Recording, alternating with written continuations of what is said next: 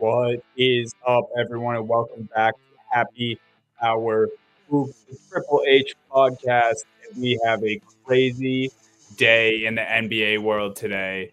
The trade deadline ended at 3 p.m. Eastern. It's about just after 6 p.m. now. So the dust has settled, and we're about to get into all of it.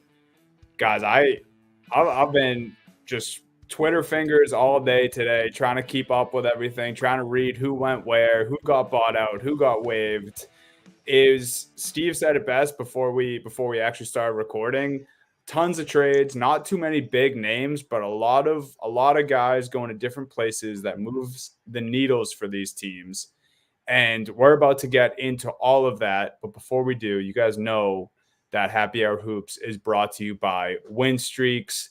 Guys, everyone go download the Win Streaks app. 100% free to play. It's very simple what you do here. You pick teams, you pick them to win certain games, you accumulate points based off those wins, and then you get cash prizes weekly based on how you do in the scoring compared to everyone else who's on the app. Again, it's 100% free to play. You can do NBA, you can do NHL, you can do NFL, you can do college basketball. Just about every sport is in there. 100 players win cash prizes every week up to $2,000. The contest runs from Monday to Sunday.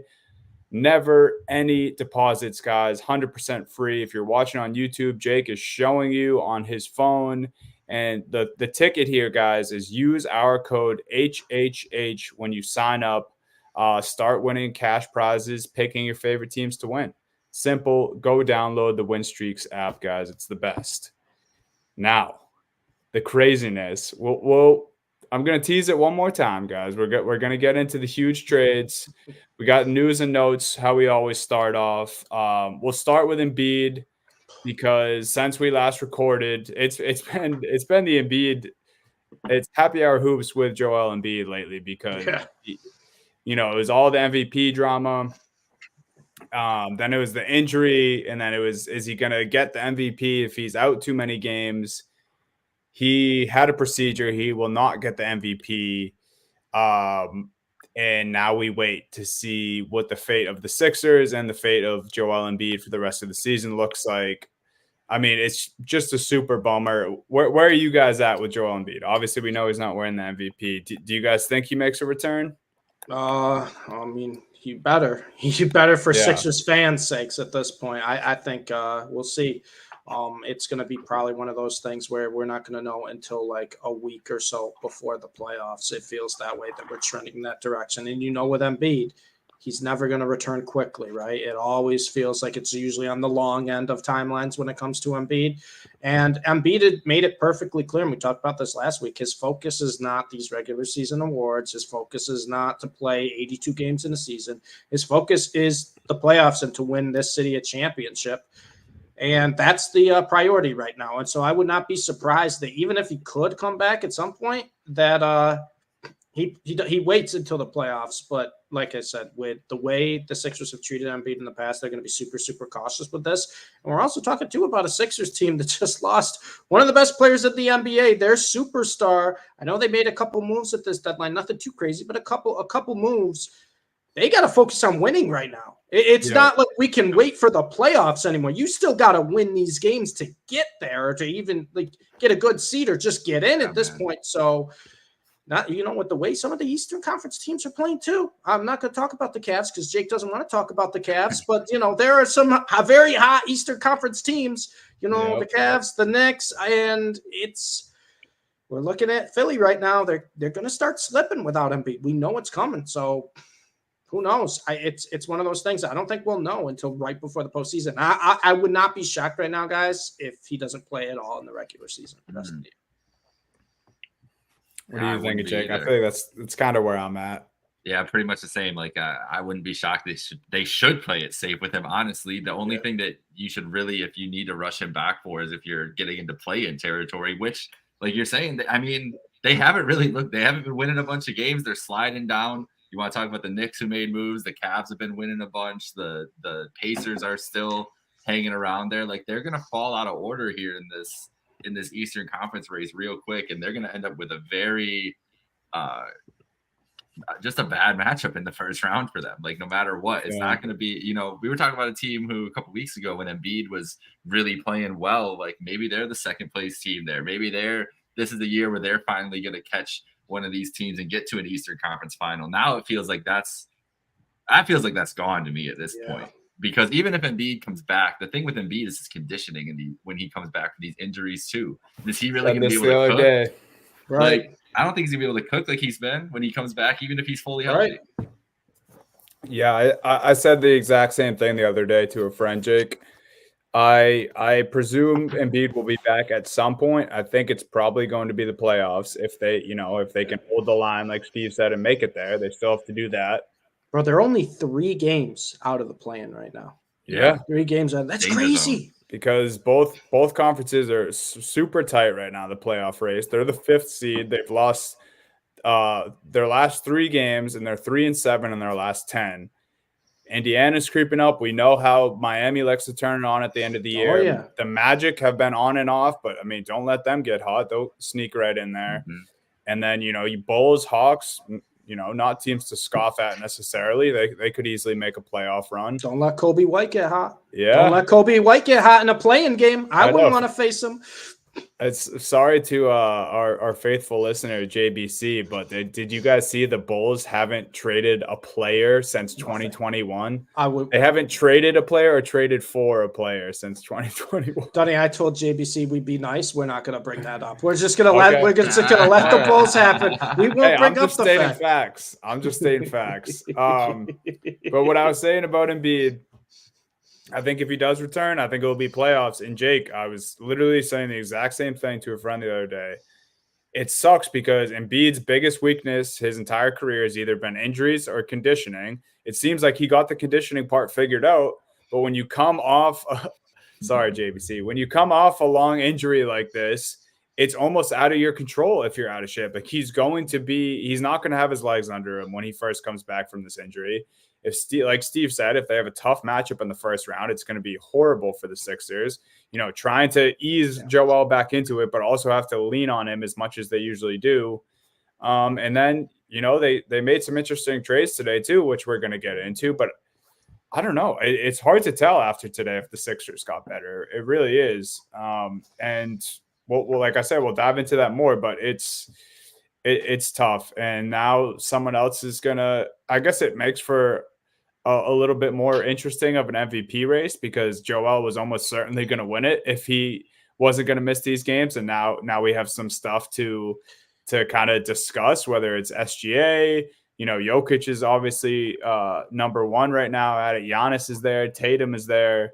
So that conversation opens back up, but no disrespect, Donnie, but Tatum being ahead of Lukic is outrageous right now. Outrageous. Last 12, this guy's averaging 40, 11, and 11. And you're going to put him 6th in the MVP ladder. You're going to put him 6th in the MVP ladder. Absolutely disgusting. I don't know what I don't make it, man. I know you don't. I don't know what stats he needs to put up to be up here. Jokic being favored again. It's like, oh God. Like, all right, we get it. It's not even Jokic's best year compared to his past 3 seasons. Like, he's not even having his best year. I don't understand what they look at sometimes with MVP. Sometimes they look at the number 1 seed. Yeah, I know they do. I'm well aware of what they do. It was so funny because Luka had a game. He went 19 points. I think it was 8 rebounds, 12 assists or something. And people were like, if Tatum put up these numbers, people, it would just be like, oh, just shrug it off. When Luka puts up 19 points, be like, oh, what happened? This guy, you can't win with him. They won that game. And also too, I don't really care too much about the awards, but the fact that he was 6th on the ladder, bro.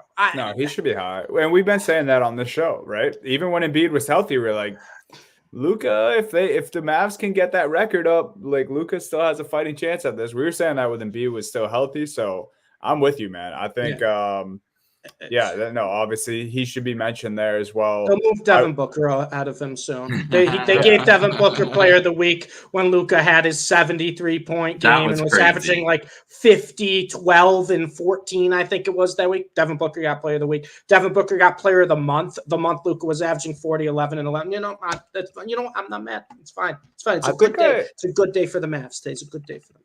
It is. I think I've brought this up before on this show, but it's kind of crazy that like the NBA in general, and then like especially NBA media, you almost like can't help but disrespect some players on a week to week basis, just because how talented the NBA is now. It's like I talked about this before we hopped on too. Like Donovan Mitchell had 40 points last night, and like you don't really see anything about it anyway. Yeah, no one it's like another 40-point game by one of the best guards in the league. Curry scored 60 in a loss. Like, and no one cared. Like, nobody cared Curry scored 60. No one.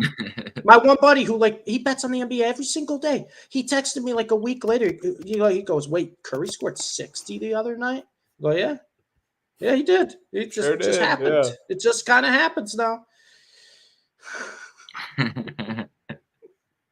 Steve, are you a big rotisserie chicken guy? Right. I like rotisserie chicken. I've had it a few times, but I'll never tell JBC what I'm having for dinner ever again. Love it, man. So that's where we're at with Embiid right now. Obviously, you know, we're hoping for a speedy recovery. See how Philly fares while he's out, but it just sucks. This is part of the game, and like we say every time, injuries suck. And another team dealing with that is the New York Knicks. We told you guys about Julius Randle last week.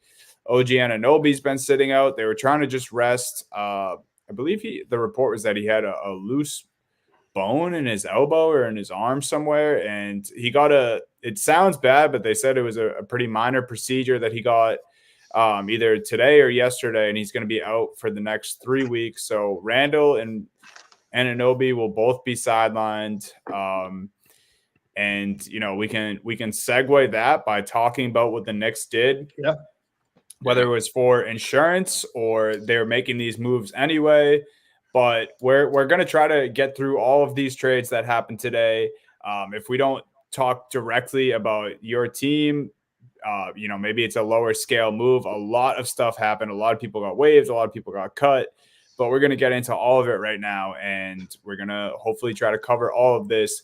The Knicks got Bojan Bogdanovic and Alec Burks from the Detroit Pistons in exchange for Quentin Grimes, Evan Fournier, and, you know, just a few other role players, 2 second-round picks.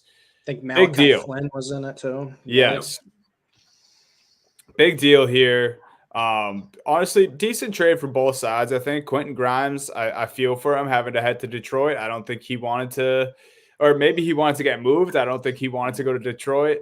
But the big ticket here is Bogdanovic and Alec Burks joining the New York Knicks, really beefing up that roster. 2 shooters alongside their superstars and Randle and Brunson, and then, you know, OG obviously when he comes back. They just have a lot of versatility at the wing play now. And I mean, you know, Jake, I won't speak for you, but as a fan of another Eastern Conference team, this is a little scary. Well, listen, the thing is, he's in. He's made it. He's been unsilenced. The thing about the Knicks, I don't buy any Cavs hype of the regular. Like all my Cavs friends are super excited, 15-1 in the last. And I literally sent a text yesterday and said they do not hang January banners. Like, I do not care about this Cavs run. If they have to play one of these teams in the second, like first round, they should be okay. If they play the Knicks in the second round, I'm going to be terrified, and I'm picking the Knicks to win that series. And this definitely bolsters the Knicks playoff rotation. If OG and Randle come back healthy and look good, and now they have Burks and Bogdanovic who can actually supplement Jalen Brunson and be another creator, because that's really the only thing they've been missing, right? Like once they got rid of Quickly, it's like, all right, who else can create when Brunson's getting doubled, or when Brunson's, I mean, he's rarely off, but when they just need somebody else either on the floor with him or in the minutes that he's off the floor. And these are 2 guys that can go and just get a bucket at any time. Like Bogdanovic has been a sharpshooter for years and years. The fact that the Pistons just traded him now is still kind of crazy. At least they traded him. Yeah, at least they sent him somewhere, right, and got him out of there. And Burks, like, we've seen Alec Burks come onto a bunch of teams through trades, through anything else, and be effective right away. He can kind of step into any role. That's really what the Knicks needed, was just some instant offense, and they addressed that. You look at their 9-man rotation, it's pretty damn solid once they get all their guys back. I mean, think about once this team has like the starting lineup, you can really have the final 5 be Brunson, Mitchell Robinson, potentially Randall, OG, and then Bogdanovich or Burks or DiVincenzo or Hart, whoever you need for the matchup, really. And that's terrifying for any of the teams in the East because that's a damn good starting lineup. Obviously, depending on what playoff Julius Randle looks like, but that's going to – whatever playoff Julius Randle looks like will really decide what the Knicks' playoff hopes end up being. But this is also the best situation for Randle heading into the playoffs because he's going to be asked to do the least. Like, they're not going to be dependent on him scoring 30 points a night with the roster that they have built around them now. So, yeah, the Knicks – you, Dunny, as the Boston Celtics fan, should be thinking about the Knicks, I think, more than any of these other teams. Because the Bucks – who knows what the hell they're going to look like by the end of the year. And we know how Doc Rivers is. I don't think you can trust the Cavs over the Knicks. And we talked about Philly earlier. It feels like the Knicks are the biggest threat. And we talked about that a little bit last week, being the biggest threat and the second place team maybe in the East. And I think today solidified that. I agree. I think this move also makes them one of the deepest teams in the entire NBA now with this move because we look at what happened. The Knicks keep playing well despite the injuries because guys are stepping up. Dante DiVincenzo has been incredible. Josh Hartenstein with Mitchell Robinson, who's been hurt. Hartenstein's been incredible. And now you add 2 more pieces, Bojan Bogdanovic and Alec Burks, who are doesn't matter if they're starting or if they're coming off the bench. This is depth. These are guys that know what they can do. Bogdanovic is a bucket. Burks is one of those guys who can just come off the bench and score 15 on like 6 shots in about 10 minutes when you have, the backups come in for a little bit and end of first quarter, start of second. And it can completely change, the tide of a game. And the Knicks now have a bunch of those guys. I mean, even if DiVincenzo goes back to the bench once everyone's fully healthy, he's proven he's had 30-point games this year. He's proven he can be a scorer. And this is just another move where I think you got rid of guys like, besides Quentin Grimes, none of these guys really moved the needle, or none of these guys were really part of the main, rotation for this New York Knicks team. You don't give up a first-round pick. So somehow the Knicks got OG Anunoby, right, Bogdanovic and Alec Burks, and gave up no first-round picks in those trades they made, which is wild. Man. Incredibly impressive there by the front office. But now, like I said, you have depth, and to Jake's point, you have options. And we know with Thibs, he will play who he wants to play. It's not like, just because you are a starter or just because you're supposed to be in the starting 5 or you started this game, you're not getting run in the fourth quarter because you're playing poor. And I think that takes pressure off these guys. I think the only guy who's probably locked in for 45 minutes a night in the playoff games is Jalen Brunson. I think that's the only one. Even Randall, if Randall's struggling, Thibs has options now to take him out. Josh Hart, a little more defense. Bogdanovic, a little more offense. And you can mix and match too, right? You can play big, you can play small. So now it's just a matter of the Knicks getting fully healthy. But in the meantime, no need to rush Randall or OG back because you got competent players. Bogdanovic and Alec Burks can just slide right in. I mean, these are good players that have played for a while. They're veterans that know what they're doing. You slide them in with Josh Hart, Jalen Brunson, Dante DiVincenzo.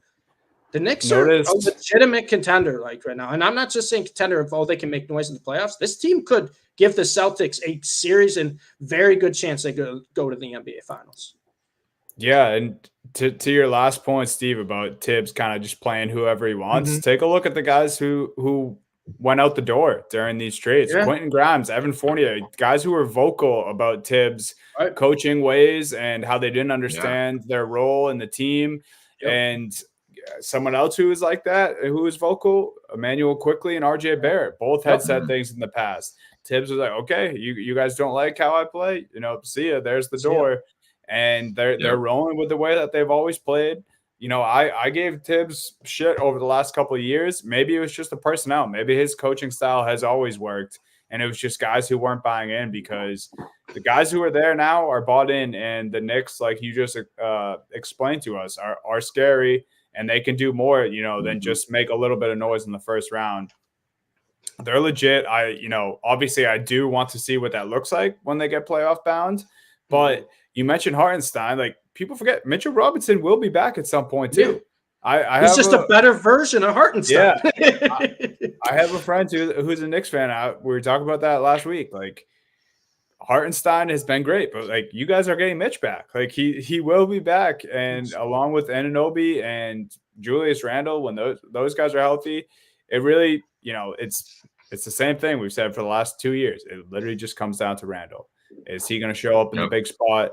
I think a little less pressure this year for sure, because you have all these shooters now. You have a guy like OG who can also score, and Brunson has obviously been on another planet compared to last year, but. Yeah, we'll see with the New York Knicks, man.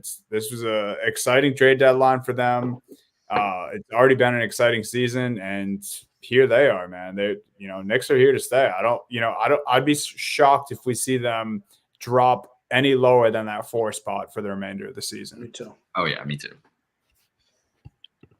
So shout out the Knicks. Next probably biggest trade of the day.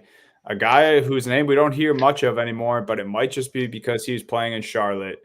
The Charlotte Hornets traded Gordon Hayward to the Oklahoma City Thunder for Trey Mann, Davis Bertans. I'm going to butcher that name, but Micic is his last name. And no picks in that Hayward deal, right? Did I forget to write that? I don't think there was any Don't picks. believe so.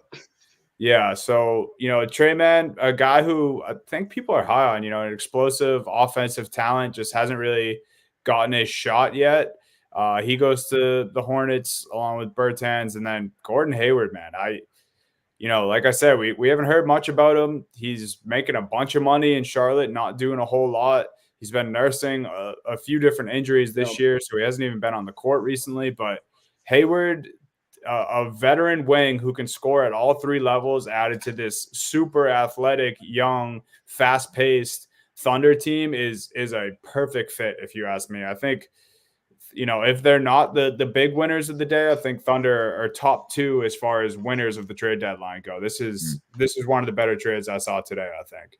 Yeah, they didn't give up too much at all, and they're getting, like you said, Dunny, a veteran player. We're talking about Oklahoma City Thunder, one of the youngest teams in the NBA. And one thing the Oklahoma City Thunder lack a little bit sometimes is outside shooting. With their core starting 5, outside shooting can be a little inconsistent. And Gordon Hayward, he's nearing a return. I think, Jake, you said he was questionable the other night. He's getting close. He's been out since late December. But now he gets to go into this team, be that veteran leader, kind of whatever role they need him for.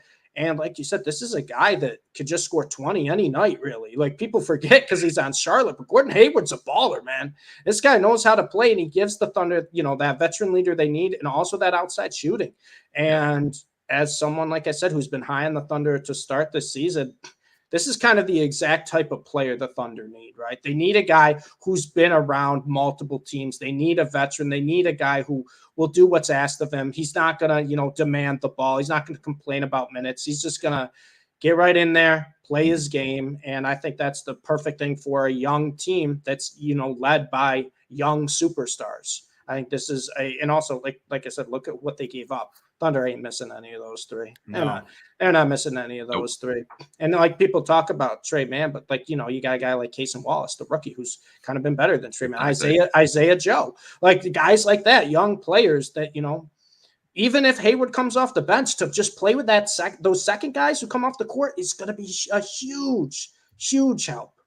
Mm-hmm. Well, I think that's the benefit for the Thunder here out of anything is Hayward can really slip into this lineup and do whatever he needs to do, right? Like, he can play if he needs to play the 4 in some of these lineups for them and be a bigger presence. Like, it's not ideal, but he can do that for them. Yeah. If he's going to stick at the 3 and come off the bench and run that unit, he can do that. I feel like he's kind of just slides in wherever this team needs it on a night-to-night basis.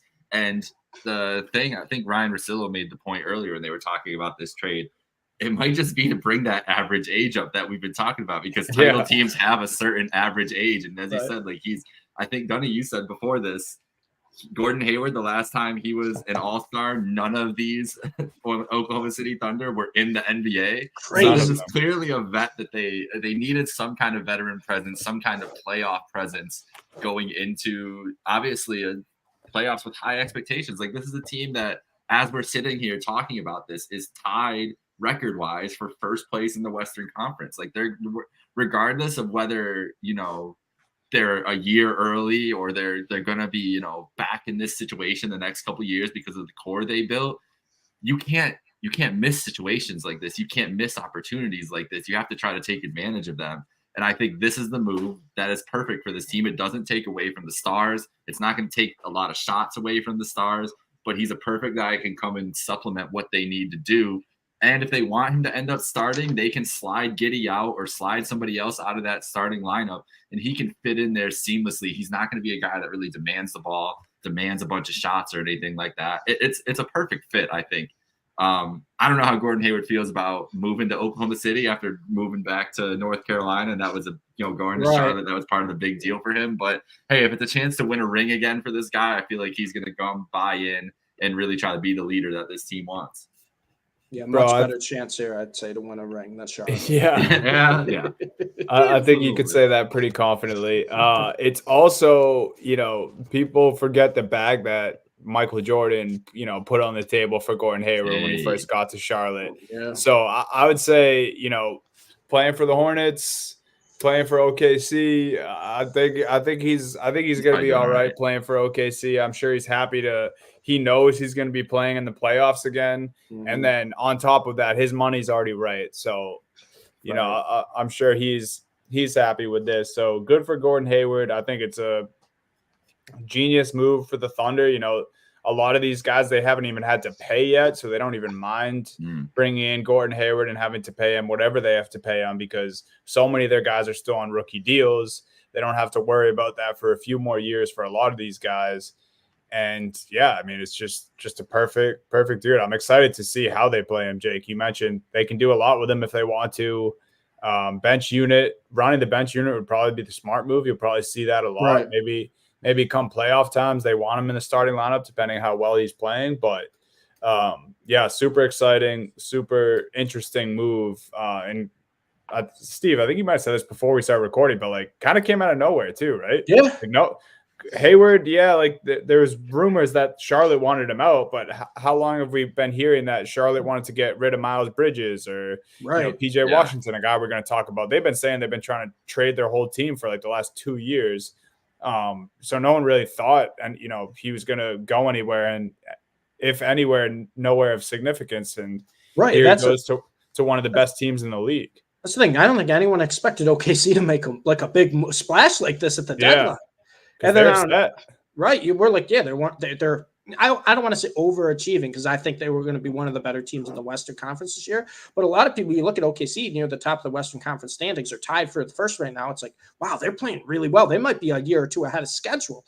And all of a sudden, when you have a team like that, a young team like that, you're like, oh, you kind of stick with what you got. Also, OKC too. How many picks do they have? They're set up 4 years down the road too. And they didn't even send one away. They didn't send one away. And then they get this vet scorer like Gordon Hayward that people kind of forget, like you said, because he's on Charlotte.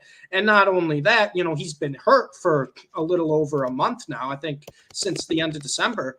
And dude, you're getting a guy who scored 15 a night for this team. Just casually come in, a veteran leader like that, and just completely flew under the radar. No one expected this, wasn't rumored. And then, of course, OKC, who it feels like OKC can't make any wrong moves at this point, whether it's who they draft, whether it's trades, regardless. Just once again, just makes another move where I look at it and I go, yeah, it's just a complete win by the Thunder. Yeah. Yep. No, it's great for them, man. And we'll talk about a guy who we just brought up, Steve's Mavs, PJ Washington. Washington going to the Mavs in return for Seth Curry and Grant Williams, which that one stung a little bit for me. I do feel bad for Grant Williams. It seems like he found a new home in Dallas, got shipped away. Things clearly weren't working out there for him. Yeah. Got shipped away to Charlotte, and then they also came out of the trees and landed a guy, Daniel Gafford, who I'm not sure who Steve's more excited about. I know it's probably PJ Washington, but Daniel Gafford is the smaller, less sexy move that is probably just as important for this team. Talk about the Mavs' new-looking front court. First off, the Mavs, well done. I'm always disappointed NBA trade deadline day because the Mavs just break my heart, but I think the Mavs are one of the big winners of the deadline this year. They got two big pieces at two positions of need, huge need, and also I don't think they overpaid for either of them. Obviously, PJ Washington, they threw in a first-round pick, but I believe that's in 2027. Seth Curry kind of felt like the odd man out this year, and Grant Williams, like you said, Tony, I like Grant Williams. It just kind of felt like it wasn't a great fit after, started off great and then it just didn't seem like it worked too well. Maybe not the type of player they needed, maybe a little more offense. And that's what you'll get with PJ Washington, but also very good on defense with PJ Washington. I love that deal. But the Daniel Gafford deal might have been the fleece of the day. Richaun Holmes and draft compensation for Daniel Gafford, and I know he's on the Wizards. No one really knows what he's doing. This is one of the best interior defenders in the NBA, who's also been great, has been great on the offensive side for the Wizards this year. He's almost averaging pretty much a double-double, averaging over 2 blocks a game. And this is a guy, too, the only thing he really doesn't do is the outside shot, which is fine. Because, like I said, PJ Washington's got the outside shot. You have shooters around Luka now, right? Obviously, Kyrie can shoot. Josh Green can shoot. Tim Hardaway, that's all he does is shoot. Jaden Hardy probably has a little bit more minutes now, freeing up, getting Seth Curry out there. He can shoot. Like Derek Jones. I mean, there's a lot of guys that can shoot now, but you need that interior defense because you just can't play the rookie Derek Lively so much every single game, especially when he gets in the foul trouble. And then I'm going to say his name only a couple times on this podcast, and you have to bring Dwight Powell in. We can't have that. We can't have that. So now you got Lively, and I think Lively could even start coming off the bench because I think Gafford has proven that he can be a starter. PJ Washington, we've seen him when he gets starter minutes. He's been great. We've seen him come off as the bench as the sixth man for Charlotte. Has been great. These are two guys that can really help with that interior defense, but also they got a little bit of offensive tricks in their own. Gafford doesn't really shoot, but he's pretty good down low. And PJ Washington could be a scorer. He's one of those guys who could just get hot, and he could score 20 plus when he wants to. So I really like this. Also, too, it just gives you so much more depth now, right? You have Washington, Gafford, you got Lively, Kleba. Dwight Powell's going to be in street clothes for the rest of the year. Like it's going to be a nice situation. And I didn't even mention Dante Exum, who's been playing out of his mind. The Mavs have depth finally. The Mavs have depth. They can mix and match. They can play small. They can play big. They can play with shooters. They can play more defensively. And that's all you need when you got a guy like Luka Doncic, who's running the whole show. You just need options around him. And they finally, for the first time, I feel like have the best team with that many different options. And like I said, everyone's going to talk about the PJ Washington deal. And trust me, I love it. I love PJ Washington. We've talked about how underrated PJ Washington is, just kind of people forget about because he's on Charlotte. But Daniel Gafford for Richaun Holmes in draft compensation is something that just I was giddy when I saw that deal. I was just like giggling, laughing at my phone, looking at Woj's tweet. Like, there's no way they got Gafford too. Because I told you guys, I saw the PJ Washington deal first. Didn't even realize that the Gafford deal happened. It flew so far under the radar. I go, they got Gafford too. So, and we talked about this before the podcast, both guys are 25 years old. Yep. They're young. It's not like it feels like PJ Washington's like 32. No, he's 25. They were drafted in 2020, I believe. I mean, this is a very, very happy Steve at the trade deadline. The Mavs are in a really, really good spot. They have depth now, just got to stay healthy because I really, really like the look of this team for this postseason. I really, really do. Yeah, you said it well, Steve. I don't have a lot more to add, but it just like you were mentioning too, this Mavs lineup, like we knew the deficiencies going into the year, and now it feels like a complete lineup, a complete rotation. Yeah. Like they have depth in every spot. They feel like they've been like a mismatched team for a couple of years now, where they have too much in one spot, don't have enough in the other. Now I feel like they're finally even throughout the lineup, and that's really what they needed to address. And these are two guys that, as you were saying, like they're not just guys to fill the spot. Like they're guys who are gonna play well in the roles that they're gonna be in. Gafford is a big presence that is gonna get a lot of minutes. Probably, I mean, he's probably gonna start, right? Like, I think he should. I think Lively should come off the bench. I think Gafford should start. If PJ comes off the bench, that's fine, right? And they want to play Exum and Jones, but I think Gafford should be the starting center. I think and so Lively too. should come off the bench. And like you said, PJ Washington, like that man can get hot at any time. And the shots that Luka's going to be able to create, like we saw what LaMelo was able to do with him. Imagine what Luka Doncic is going to be able to do with him. So I'm really excited about these moves for the Mavs. And that lineup just looks so much cleaner. Like now I'm looking at the depth chart right now. It just looks so much nicer the way with these additions that they made today. So yeah, kudos to the Mavs because they definitely bolstered that lineup into that Western Conference. And they're a scarier team than they were coming into the day. And not to, make it worse for Grant Williams, Donnie, but you heard what Grant Williams said when he was like, it's so easy playing with Luka. He just makes it so much easier. You just get to your spot and like he will find you. PJ Washington and Daniel Gafford are going from playing on the Charlotte Hornets and Washington Wizards. And now they get to play with Luka Doncic and Kyrie Irving. Like it's easy mode for him now. Yep. I don't want to make that bad for Grant Williams, but he's the one who said the quote where it's just, man, you got two guys on teams that have just been in the gutters for their entire NBA, career. And now it's easy mode. Something the Mavs at least Grant got his money. That's all that matters. Yeah. He got paid. Something that clearly the Mavs were looking at when they made these two deals too is just like having lob threats or having guys that can play above the rim because as much as PJ Washington can step out and shoot, he can dunk about as hard as anyone can in the league. Gafford became a lob threat when he started playing with Russ years ago. I mean, that was how he made his living in the NBA. He just waited for Russ to throw it up to him. So both these guys, Dwight Powell once upon a time was a lob threat in the NBA. He's no longer. Grant Williams is certainly not a lob threat. I love Grant. I'll talk him up all day. He's not a lob threat. So, to part ways with Grant and then to bring in Daniel Gafford and PJ Washington, it's special for this team. And, like just giving Kyrie and Luka lob threats alone is just it's going to make their life so much easier. And then you bring in, guys who are capable of that and also skilled in other ways. So shout out the Dallas Mavericks.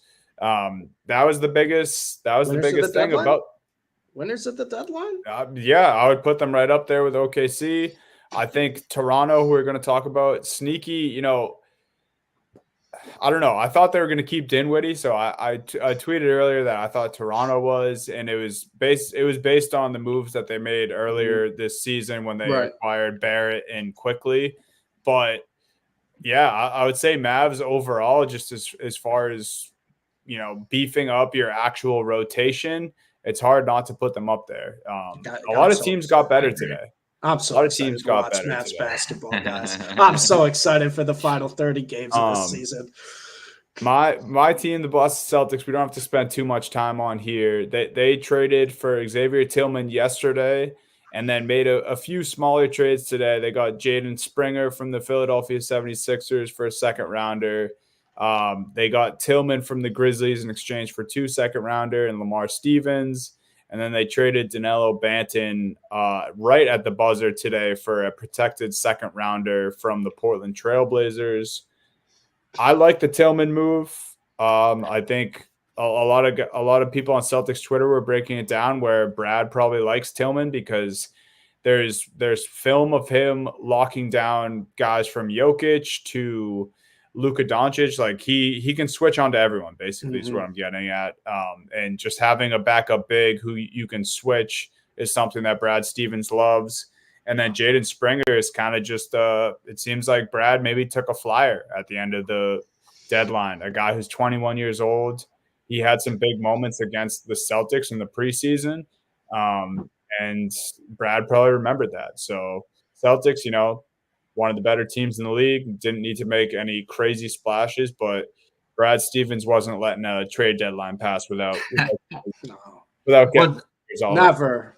I love Tillman coming in, though, because that's what I feel like we talked about at the beginning of the year. Like, they need some depth behind Porzingis and Horford. Yeah. Horford's obviously older. He's getting up there in age. Porzingis has the injury history. He's obviously been banged up a couple times this year. So you need a guy like that who can come in and really just step in.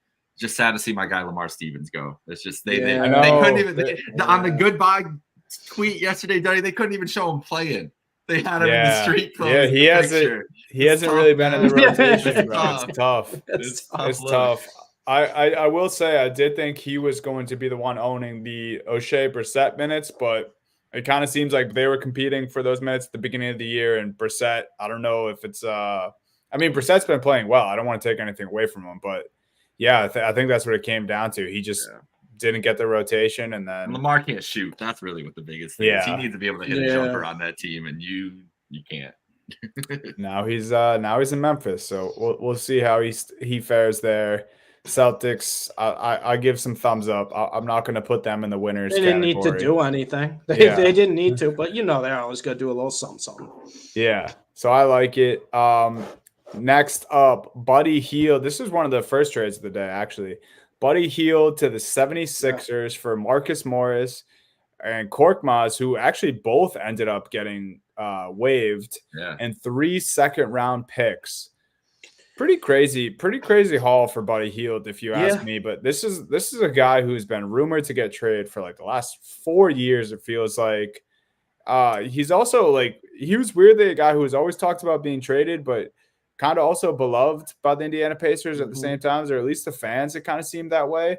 But I mean, this one's simple to me. Like Sixers, they went out and got another scorer while Joel's hurt, a sharpshooter, a volume shooter, a guy who can you can put the ball in his hands and just be like, go get us a bucket.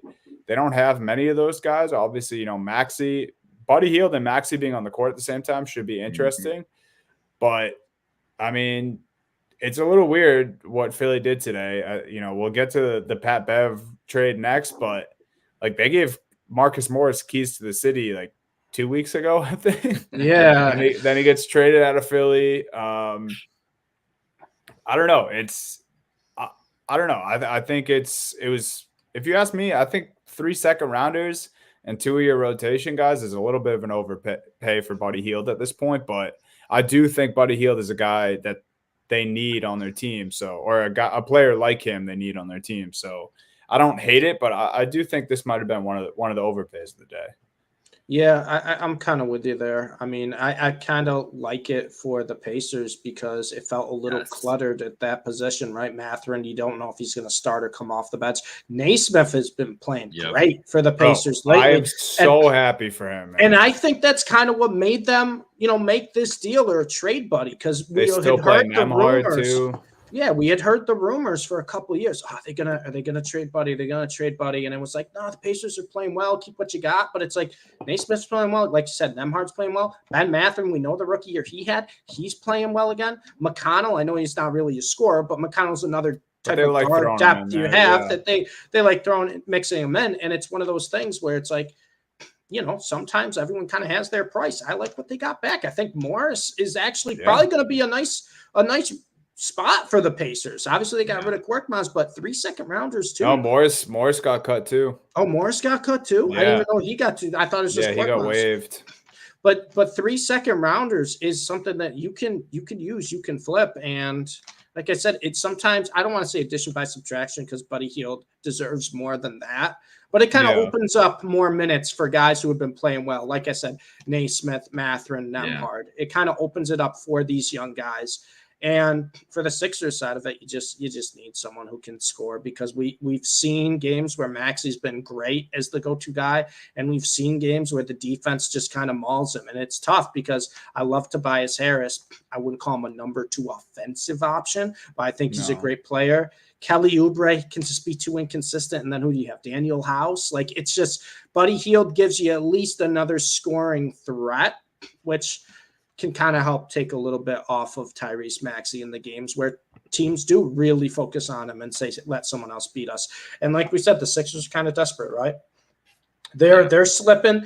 The other East teams are getting better. And I'll tell you what, before this deal was made, I'm sure they knew well aware they were only 3 games out of the play-in. And it's like, okay, we only have a 3-game cushion now. We don't know when our superstar MVP, Joel Embiid's going to be back. We got to do something. Yep. And we talked about it at the start of the show. Not a lot of big names were dealt, but a lot of players that, will have sizable roles that can make impacts in their new spots. And I think Buddy Hield's right near the top of that list.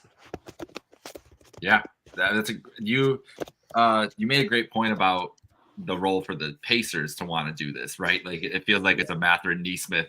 It might be, not like you said, not addition by subtraction, but getting those guys minutes, Right. getting the younger guys minutes feels like it's a good thing. Yeah, the Sixers and the way Nick Nurse runs this offense, Buddy Hield feels like he's going to fit in seamlessly there, and they're clearly. I think this is going to be a change of how they kind of attack teams without Embiid. Like they're going to want to spread it out more. They're going to want Maxey to be, more like a Harden Luka guy where he's dominating the ball and dishing out to shooters. And so you go get him a shooter that's going to help him and play on that wing. And now they can have some more versatile lineups that are way more offensive, that can spread it out a little bit more. And when Embiid gets back, obviously you love that spacing and everything else. But I think for right now, like we were talking about the Embiid injury early on, that's what this move felt like. And that's why I think it was an overpay and a little desperation, because they knew they needed to get something and needed to address this roster in some way to help Tyrese Maxey out and get him some more help scoring the ball. And that's what Buddy Hield can do. I mean, Buddy Hield could have 37 points in his next first game with the Sixers, and none of us would be surprised because that's the kind of player he is. That's how hot he can get from three. Yeah. Yeah. So, this, I don't know. We can talk about them still. I was just about to move on from the Sixers, but Pat Bev, right? Pat Bev to the Bucks. Yeah, that's 2 weeks. He claims, Patrick Beverley himself claimed that 2 weeks ago, Daryl Morey said that he was not going to get traded. He asked him. He said, no, you're not getting traded. He got traded to the Milwaukee Bucks for campaign and a second-round pick. I mean, it makes sense for the Bucks. Yeah. I think it's a little interesting, a little bit of a head scratcher for the Sixers. It seems like Pat Bev was playing some of his best basketball in the last couple of years. I know things haven't looked great since Embiid's been out, but I don't think you can put that on one guy's shoulders, or point the blame at one guy. And I definitely don't think it would be Patrick Beverley. I think maybe this was the Bucks more bugging the Sixers about trying to get a deal done, trying to acquire some defense, some defensive help at the guard position. But this is just kind of another weird one for me. Like, I don't hate the move for the Sixers, but it seems a little weird because I don't know, like, does campaign slide into the rotation for the Sixers here? Well, as we were just kind of talking about, like, it might be a straight defense for offense thing. If they're looking at playing the rest of the regular season without Embiid or close to it, this team is going to want shooters and want creators. And campaign, obviously, campaign is a very hot or cold player, but if he gets on a good stretch with them and can play some of those guard minutes and score off the bench and everything else, it's bringing more offensively than what you usually get from Pat Bev. And like you said, the Bucks side, they needed a defensive presence at guard, right? Yeah. Like that's what they've been missing. He's not Drew Holiday. He's not going to replace that or anything else, but they needed something more than Dame, and they needed an option at the guard position to kind of throw at some of the better guards that they're going to face in the league or in the East when you're talking about a Brunson or you're talking about Mitchell and Garland or you're talking about, Derek White and any of these guys that they're going to have to take on in the playoffs or even a Maxey if they match up with the Sixers. So it feels like it's kind of a schematic thing as much as anything else. Like the Sixers are clearly leaning into, we're going to try to outscore everybody now without Embiid. And the Bucks know that they needed some defensive help, and it kind of answered that question. But it is weird, and it's definitely Daryl Morey. His rep is definitely lower than it was at the beginning of the year with the Harden deal and how that whole situation played out with James, and then this with Pat Bev, with him coming out being like, "Hey, I was told I wasn't getting traded." Like Daryl Morey he's an interesting guy the way he deals with these things.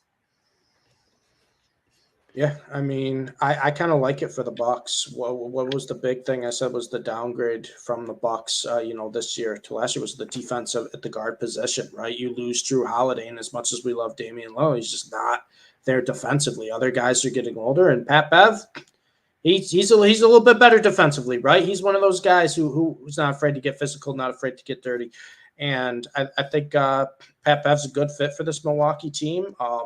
Also kind of fits like the guy that, Doc Rivers would want, right? Type of player that Doc Rivers would want to coach. So it's I think it's a good move for Milwaukee. I've never been a huge campaign fan, and it just didn't feel like it was a good fit in Milwaukee. Just because you don't need a guy like that is your depth when you have already so many good offensive options on your team. So I like the deal for Milwaukee. Like I said, with Philly fans, good wait to see what happens. Good luck, because I don't really know. It could be really bad for Philly, or these moves could work out and they could win games 140 to 130. I really don't know, but right now, if I'm a Philly fan, I'm not feeling good, not at all. Yeah, I know they gave away 4 second-round picks total today. They lost Daniel House, they lost Marcus Morris, they lost Korkmaz. They brought in Buddy Hield, they lost Pat Bev. They got a second-round pick back. I mean, yeah, so they lost 3 second-round picks, like 4 rotation guys, and then got Buddy Hield. It's weird. I don't know. I'm gonna have to see it play out. They made a lot of small moves today. Obviously, they know more about Joel's recovery and injury than we do. So maybe these moves are dependent on what they think the rest of the season is going to look like. But definitely interesting out of Philly. We'll see how that plays out. Also, Pat Bev immediately saying when he got traded that he needs to make things right with Damian Lillard was hilarious, because they have beefed quite a bit over the years. Yeah, I think dating back to the bubble, I think is when they first got into it in a Clippers Trailblazers matchup, but just pretty funny stuff. So, Pat Bev obviously is a character. He brings the antics with him. He's a good guy for Milwaukee. It'll be easy to get along with him once he's your teammate, right? He's one of those guys you hate playing against, you love playing with type of deal, I think, as a teammate. So I don't see any issues with that. He's cut from the same cloth as Marcus Smart, who apparently the Bucks were rumored to try to go after. They land Pat Bev instead. I think it's a great trade for the Bucks, much like you guys said, and we'll see with Philly. Super interesting. Moving right along here, Kelly Olynyk, Ochai Agbaji, and are both headed to the Raptors for Otto Porter Jr., Kyra Lewis, and a 2024 first-round pick, guys. Crazy. We were talking about this before we got on as well. A first-rounder for Kelly and Agbaji. Okay. Yeah. Right. Okay. Toronto's they're putting their cards on the table. Yeah, they're trying, right? They made a big splash earlier this year with getting RJ Barrett and Emmanuel Quickley. Now they get another splash here. Kelly Olynyk, very solid player. I think he's going to be a good fit in Toronto. Ochai Agbaji, we're talking about him. We loved him at Kansas. We loved him in that national championship run. We thought he was going to be one of these, late blooming rookies. And maybe it's just, just wasn't a great fit in Utah. But we've seen the talent with Agbaji, so we'll see how the Raptors use him. I'm shocked they gave up a 2024 first, though. And I know we talked about they have a decent amount of picks, and you said they have the Pistons second-round pick this year, right? So technically that's like a late first-round pick in my mind. But I'm shocked a team that's 18-33 is trading a 2024 first round. I mean, I know maybe they really like the young core they have, right? And I do like these guys. I think RJ Barrett, ton of potential. Manuel Quickley, ton of potential. Kelly Olynyk doesn't really fit the mold of a young guy. Canadian, though. True. But, Ochai Agbaji potential there. I look at this team and I go, all right, like I see the direction they're going. I kind of see the vision of, getting a young team around Scotty Barnes, not doing exactly what the Thunder did, but kind of doing what you can. But I just don't feel like the timing's right to give up a first round pick. And I also don't think, I don't know.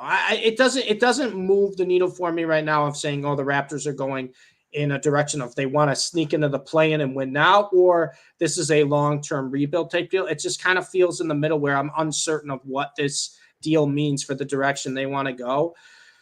I would have rather them kept the pick, kind of just ran out the team they got. But like I said, I like Agbaji. I think Agbaji's got a lot of potential. And Olynyk's a very solid player. He does kind of everything you need a guy to do coming off the bench. So we'll see. You know why I feel like it feels like it's in the middle for you, Steve, is because I think that this Raptors organization is that high on Scotty Barnes. And I really think they're just trying to beef the rest of the roster up, and just when it's time for him to be the star they think he's going to be and take over, he has this great roster around him. Because I would say that. I would say they have a pretty if they think that way about Scotty Barnes, I really do think they have a very solid roster alongside him. Because, you know, RJ Barrett quickly, we know that. They brought them in. Those are guys who are only going to get better. I mean, basically all the things you just laid out for us. And then they bring in Kelly Olynyk and then another guy, Baji, with a ton of potential. I mean, he was the 14th overall pick just 2 years ago, and we haven't really got to see him flourish at all. And, he gets a new opportunity here. And, yeah, I think it's a strange year for Toronto, right? They started the season by losing their coach. Then they started out horribly. They parted ways with OG and Pascal, who were like the pillars of the franchise. They stick with Scotty. That's what it seems like to me. You know, you could still even argue it's a bad move to trade your first round pick, even if you do think that way about Scotty. But that's just the only way I can see. I feel like that must be Toronto's thinking here. Is they're like, we're all in on Scotty. We're going to try to put a roster around him. That's a great point. No, I think you're right. And they're also only 4 games out of the play-in right now, right? Yeah. So it's not like they're dead race in the East, eliminated. Right.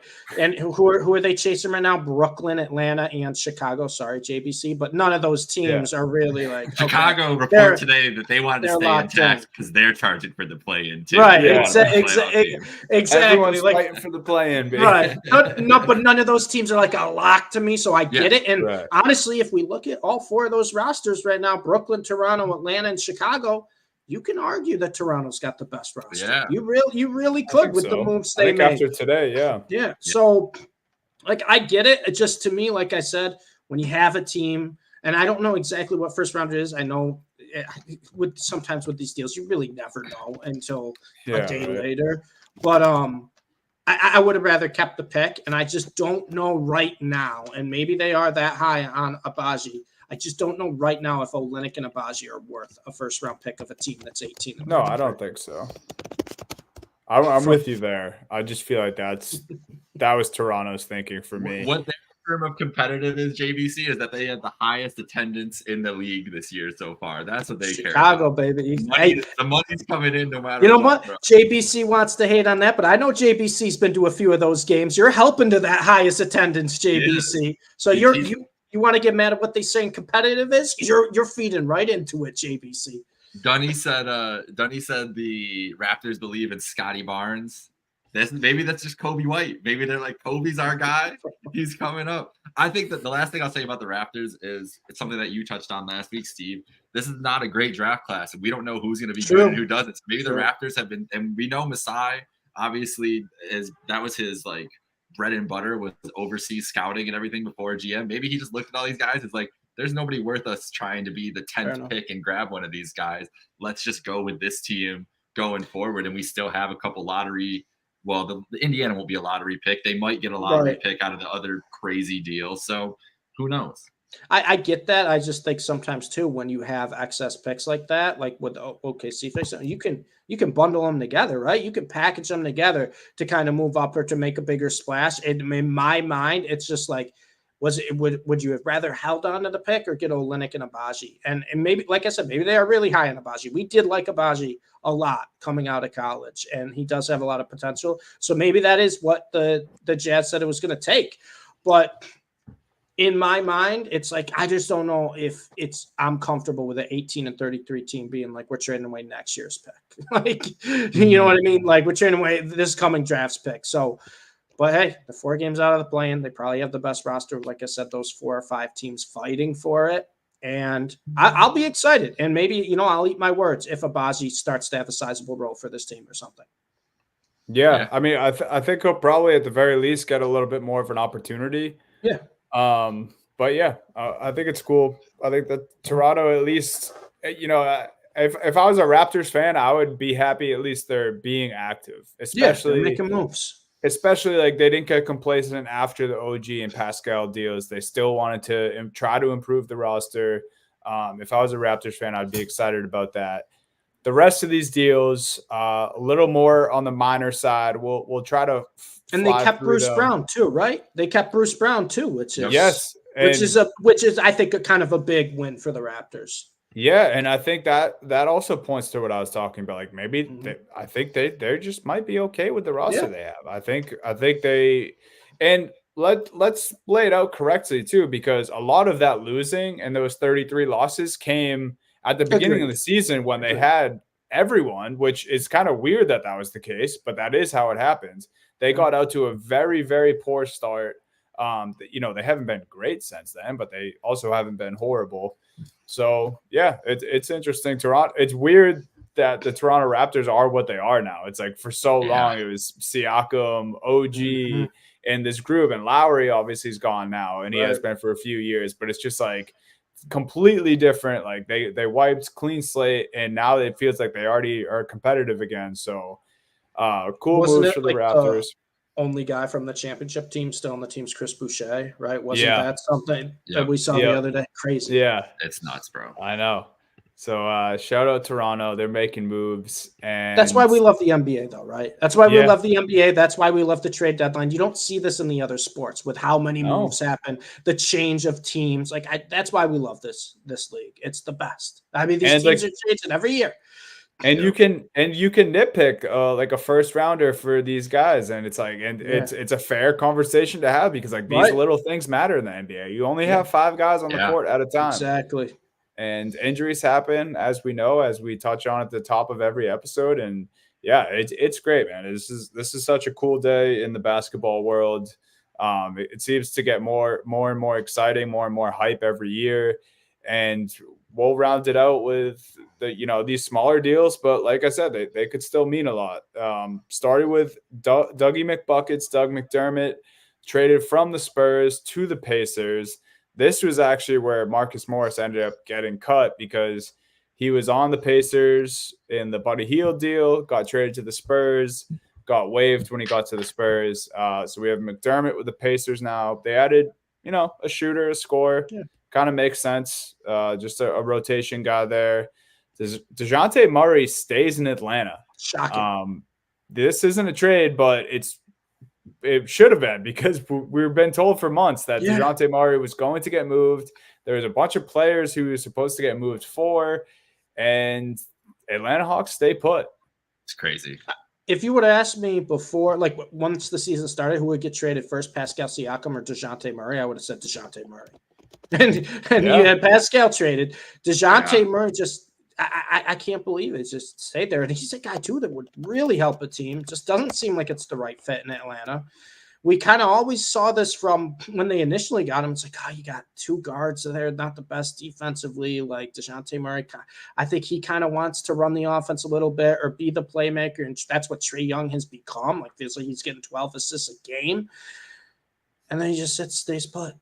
And we were talking about with the Raptors, right, going for that final playing spot. Who's got it right now? The Atlanta Hawks do. Yep. So we'll see.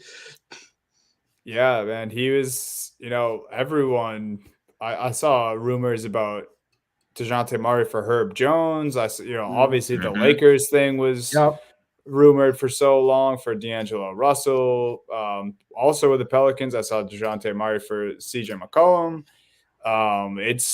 It's kind of crazy that he stayed put, but I don't know, maybe something in the last week the Atlanta Hawks saw where they're like, let's try this again. Because I mean, it wasn't that long ago that they did, kind of buy all in on this DeJounte Murray, Trae Young thing. So I don't know, maybe they got another little glimmer of hope in Atlanta, but DeJounte Murray stays put.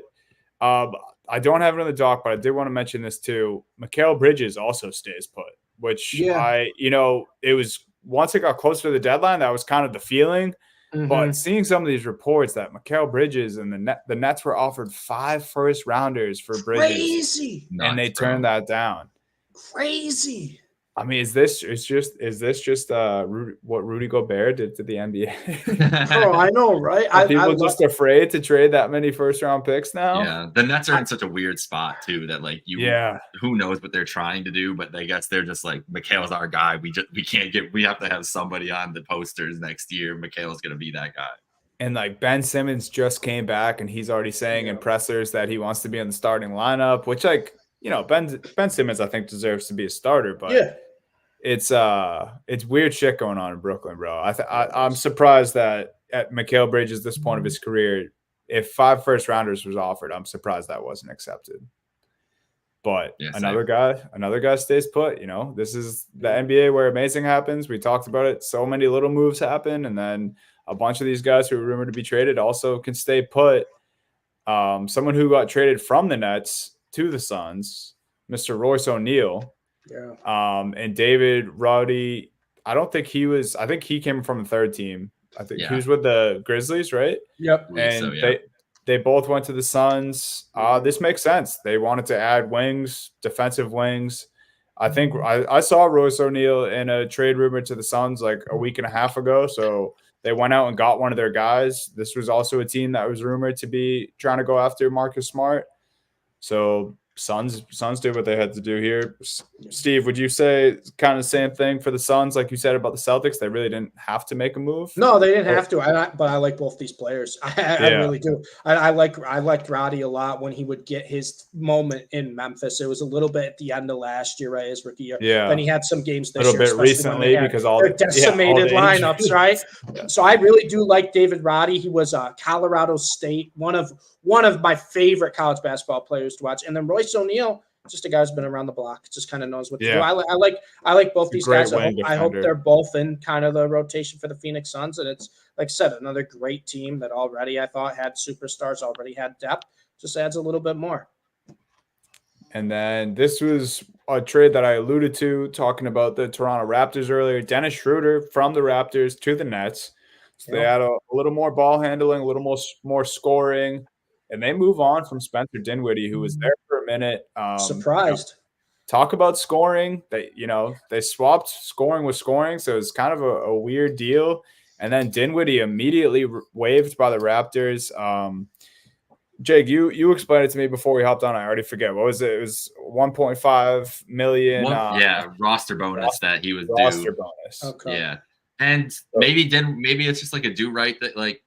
Maybe he didn't want to be there. Yeah, and they were just like, okay, whatever. The Lakers are the favorite to land Spencer Dinwiddie, so obviously he was looking to go out west and go somewhere. But yeah, it was a weird. I saw someone tweet that this was like the computers making a trade in 2K, like 2K is just the most irrelevant bottom of the rung point guards, just backup point guards getting moved. Like very similar. Why did this happen? Yeah. I saw the Mavs might be interested in bringing Dinwiddie back as well. I feel like it's a little crowded with the guards there right now. Yeah. And like I don't hate it if he comes off the bench like that, but the way Green's kind of been playing, Hardy's been playing, Tim Hardaway's having a fantastic year, Dante Exum stepping up, it just feels a little crowded. So I wouldn't be overly excited. I'd be fine if he came back. He played well for the Mavs when he's there, but I think, like I said, I'm happy with the Mavs moves. I like their team. I don't think they need Dinwiddie. Yeah, I don't think so either. I also, if I remember correctly, I don't think Dinwiddie was the happiest camper when he left Dallas. Right? No, I think he wanted out. Yeah. Yeah. So it would be surprising if they brought him back. We'll see. But I mean, the one I was surprised they didn't go after was Dorian Finney-Smith. That was a lot. I heard the whole week they wanted to bring him back. I heard that was the one I was a lot in general about. That people. I think the Nets also got offered 2 first-round picks for him, and they turned that down. That can't be real. Yeah. There's no way that's people just fighting the Mark Cuban saying he's a star last year when he was trying to trade him. I want a star for Dorian Finney-Smith. That can't be true. 2 firsts? Yeah. You take that and run. Run. That's why they call these things rumors, but I did see that. There's no way that one's real. I hope that's a lie because I might go knocking on the GM's door at the Brooklyn Nets and tell him taking his job. Steve, get in there. Hey, you know what? JBC, I am more than welcome to sit in street clothes right next to Dwight Powell and watch Luka cook. I'm more than happy to do that, JBC. Bro, I could be the 13th man scratched every night. You kidding me? I get to sit next to Dwight Powell, feet up on the bench, and watch Luka cook? Absolutely. Absolutely. Yeah. And Dinwiddie, like we said, he's waived, so we can add him to the list of many. this was a year of a lot of buyout candidates here. We have them all up on the screen if you're watching on YouTube. There might even be a few we're missing because there's just so many deals, so many guys getting waived today.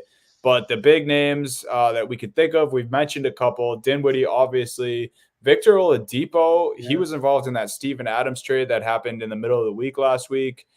He was waived by the Grizzlies. Korkmaz waived by the Sixers or the Pacers once he got moved. Robin Lopez waived. So Spencer Dinwiddie just said, I know. He just wants to be with his brother. You see what Robin said? Contending team. I don't want to see what he said. It's going to break my heart. No, he's one of the nicest guys in the NBA. It's jokes. He said, because Pat Bev was there right before he got waived, and he was like, it was so nice to spend the 45 minutes that I got to spend with Patrick Beverley when we were teammates. Because they were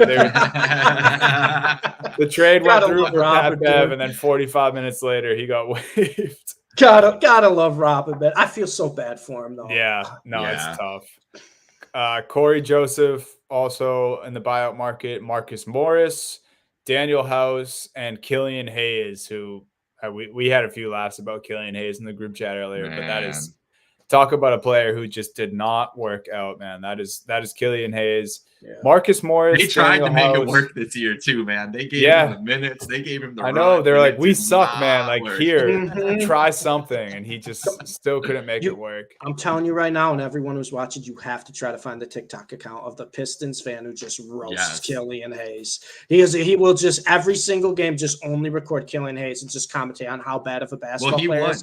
This guy has to be the happiest person in the world right now. I gotta find it. Either that or he's just upset now. He's no more content. He's got no more content. That's the only followers he got. He was literally just hating on Killian Hayes. He just hopes Killian Hayes gets picked up by someone else so he can start it all over again. We'll end with those buyout guys. I would say Daniel House Jr., Marcus Morris Sr., and Dinwiddie are probably the top 3 buyout candidates. I've already seen both Shams and Woj talk about how a lot of contenders are interested in those 3 guys. I would love a Marcus Morris reunion to Boston, if I'm being honest. Yeah, that would be nice. Just for the vibes alone, but just to also have like a tough guy veteran coming off the bench, someone who's done it in that building. And then, I'd be surprised if Oladipo doesn't end up somewhere. A lot of these guys, I think, will get a shot. I think Robin Lopez could end up back with the Cavs, honestly. I could see that. Another guy. He wasn't great last year, but they do need some size back. He knows the team, everything else. Also, hope my guy Lamar gets bought out and ends up with the Cavs. Just for the vibes. Bring them all home. Bring them all home. Get the vibes back. Dinwiddie, as we said, the Lakers are the early front runner for that. That makes a lot of sense for what the Lakers need right now. Yeah. Korkmaz could really slide in anywhere, I think, too. Yeah, it's going to be an interesting buyout market. I'm excited to see it play out. Yeah, so that's the breakdown of the trade deadline, guys. What a deadline, guys. There's a lot of information. Hopefully you could keep up with it. The last thing I do want to say before we sign off is Kobe Bryant. His statue's getting unveiled tonight. If you're watching live, the Lakers are doing a whole thing for him tonight. I saw a lot of ex-Lakers players, a lot of guys who just respect Kobe. Apparently breaking news, Kobe Bryant is going to have 3 statues outside of Crypto.com arena. Wow. So that's awesome. Huge tribute to the Mamba. They're probably going to have one of him fading away. I wouldn't be surprised if they do one of him, laying down on the basketball, his signature pose there, that iconic picture. Today is also 2/8/24. So just cool. It's all everything Kobe today. It's awesome, man. The Lakers are wearing their special Black Mamba threads for the game tonight. Yep. I just great game too for it. Nuggets, Lakers, great game. And Steve, I love you for this segue because once again, guys, also download win streaks. My win streaks pick of the night is actually the Lakers against the Denver Nuggets. I like it. I'm on the Lakers as well, and I'm sure the points aren't great anymore, but I had to take the Mavs. I had to take the Mavs against the Knicks, but I'm pretty sure Jalen Brunson's ruled out tonight, so it's going to be kind of tough lineup for the Knicks and the Mavs newly acquired guys. PJ Washington and Gafford, both game time decisions. Unlikely either. Would be my guess. I don't know why they're calling them game time decisions right now, but Luka and Kyrie both projected to play. I really like the Mavs against the Knicks. Really good NBA slate, but I got to say, guys, tonight's one of those nights where I'm just going to be locked in the TNT. We got Mavs Knicks to start it off, and then the Lakers Nuggets with the Kobe tribute. It's going to be one of those nights where you just put it on the big screen, you just lie back, and you just lock into the TNT. Because who's going to do a better, broadcast or presentation than TNT too? Nobody. And my pick. Go ahead. No, do your pick. I just have one more thing about Kobe before we. No, go ahead. Go ahead. I'll make the pick at the end. Kobe, the 3 statues. One will be him wearing number 8. One will be him wearing number 24, and one will be of him and his daughter Gianna. That's beautiful. So very cool. This is it's great, man. I just got chills reading that. It's really cool moment. I mean, Kobe deserves 24 statues, man. Three is great. This is it's special. It's an awesome night. Great day for basketball. Tribute. That's a beautiful tribute. Yeah. Definitely. What Let's go on that. Well, you want to make a pick? All right, I'll make a pick here. Yeah, I got the Pacers. I don't remember what the number is, but the Warriors on a back-to-back, road back-to-back. Love taking those picks against them. They just had a big win in Philly. Just fly into Indiana. We know how that Pacers up pace, up tempo. The Warriors did not make any moves, which is kind of crazy. I like the Pacers. Warriors and Lakers not making any moves. Crazy. Man. Yeah, and the Chicago Bulls. Sorry, JBC. But yeah, that's a beautiful tribute to Kobe. I can't wait to see them unveil that later and get to see everything. And I'm sure they'll have a beautiful tribute in that Lakers game tonight. It's going to be a fun atmosphere. Oh, yeah. Well, thank you guys for listening. Shout out Kobe Bryant. That was the trade deadline episode, and we will see you guys next week. Later.